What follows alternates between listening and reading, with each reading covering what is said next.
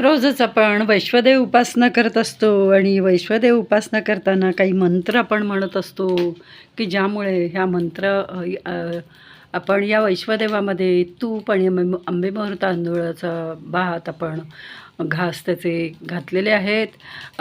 आलेली नावं सुभाष ठाकरे, संतोष चाचड, प्रसाद कारेकर आणि प्रथमेश विचारे यांच्यासाठी.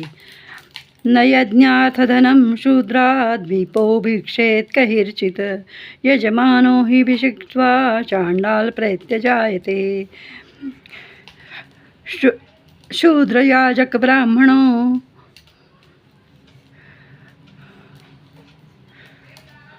वेदविम्प्य विप्रस्य लोभात् कृत्वा प्रतिग्रहं विनाशं वज्रति क्षिप्रमापमात्र विभांवसि.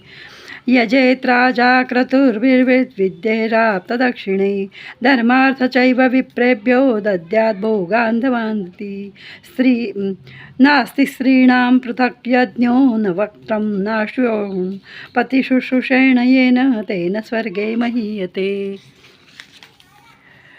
अविदित्वा तु यो अग्निर्होमवे येदविचक्षणः न हुतं च संस्कारो न च कर्मफलं लभेत्. ज्ञात्मा स्वरूपाग्नेय योगनेराधानतञ्चरेत्. ऐहिकामुक्षिके कार्ये सारथिस्तस्य पावकः आहूयैवत होतव्यं यो यत्र विहितो भवेत्.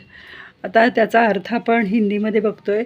जो मनुष्य अग्नि के यथार्थ स्वरूप का ज्ञान कर हवन करता उसका किया हुआ हवन सर्वथा निष्फल होता है, न उसका उत्तम संस्कार होता है और न वह कर्म फल को ही प्राप्त करता है.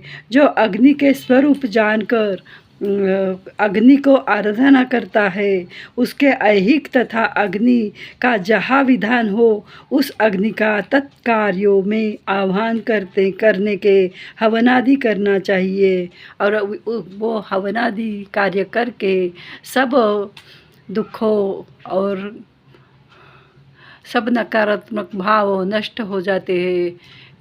वैश्वदेव की पूजा यही बताती है कि सबको ये करना चाहिए. हमारे कमाई का अन्न हम अग्नि को देंगे तो अग्नि हमें उससे बदले ज़्यादा बहुत ज़्यादा दे देंगे और कुछ कमी नहीं पड़ेगी.